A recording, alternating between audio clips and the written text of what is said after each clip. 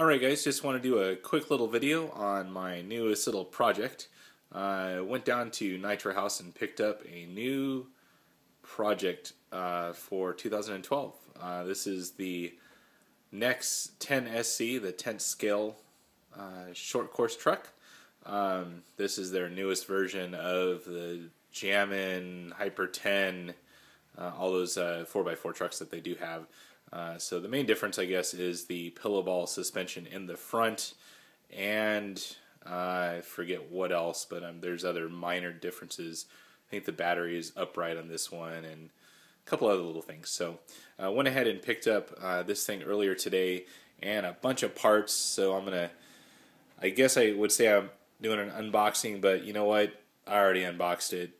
I wanted to check it out before you guys, so I'm just going to do a quick little unboxing here while I try and hold the camera and unbox it, so this will be slightly interesting. So I'm going to go ahead and take it off. I've put everything back in the way it was, so you guys can see how Afna or Hong Nor, whoever's actually making this thing.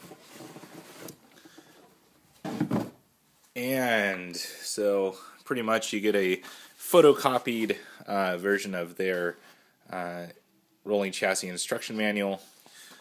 You get a full exploded view, which is actually kind of cool.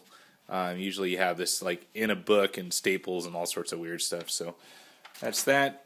You have the clear Lexon cover. Looks like it's a pretty good quality Hong Nor right there once again. So that's the cover for it. Gonna have to work on painting that thing up. So you got the chassis in here. Very nice build quality, it seems like. Very nice and clean. Did take this down to my local shop and get some stuff fitted into it. Make sure the batteries fit and all that good stuff. So we can go ahead and take this thing out here. So all in all, very nice chassis. The wheels were actually pre-mounted on there inside the box. Battery box, kind of hesitant on this thing. It is standing upright. Seems like it brings a lot of weight up high in the vehicle. But you know, we'll go from there. It does have the 3 positioning, so you can see the 2 other holes right here where you can position it fore or aft and everything. One nice little touch that I did notice on these things are these little flipper deals here. I don't know how many of you guys have broken those things, but this is real nice quality. Has a little flipper lock right here, and real stiff and real thick body mounts. So not too bad. The underside of it,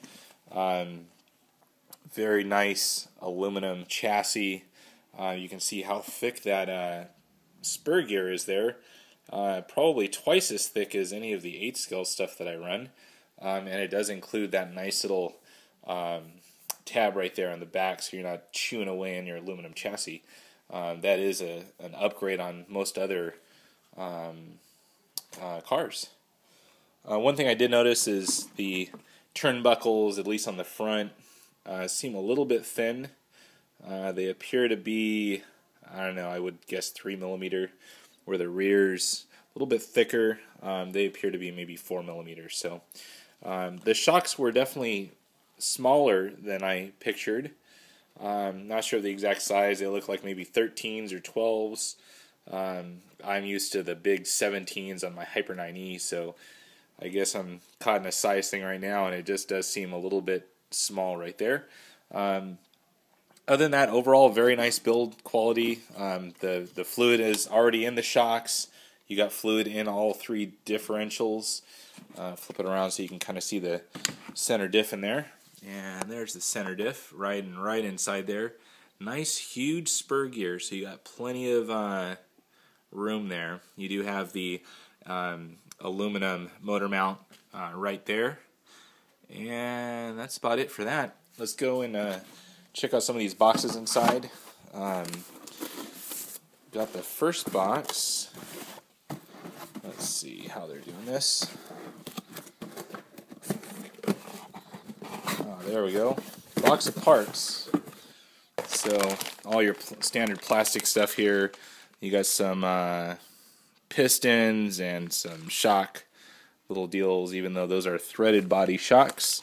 Got a couple of plates there, a bunch of screws, a couple of tools. Nice to see, and you got a couple of servo horns and whatnot. One thing I did not see in here, you got some extra clips. It does have a pinning gear. That's the one thing I was worried about. Looks like you got some other little things there for the antenna mount, and we'll kind of look at those maybe later in another video. And then the last box here is probably the tires. Yes, you got a set of short course tires. They seem to be, I guess, kind of a cross between almost like a barcode-ish looking, Proline-ish looking, got some city blocks sitting over here that really look somewhat similar to those as well. Those are 8-scale buggy city blocks, so a little bit similar. So we'll see those. I got a full set of Proline these deals right here that I am going to put inside there.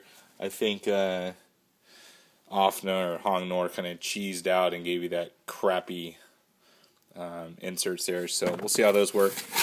Other than that, that is it for the actual chassis. I'll give you a little view of all the other fun stuff I have here. Picked up just a run-of-the-mill Spectrum receiver to bind up with my DX2S. Got some banana plugs to go from my motor into my ESC. Got some extra wire there for the motor. Picked up the Tekin Pro 4 4000 kV, the new 4-pole motor. So kind of can't wait to get this thing up and running. First time I've ever went outside of a Castle motor, so we'll see how that runs. Kind of worried about soldering straight on those tabs, but we'll see how that works. I've got a great deal on this little Sky Lipo here. I had them go ahead and solder a Deans on for me down at the shop. Paid $20 for this thing, so that's not too bad. That's a 40C 5000 milliamp. We'll see how that thing runs. And then of course I picked up the Mamba Max Pro. This is the 10 scale. It says it can go up to 6S or 25 volts.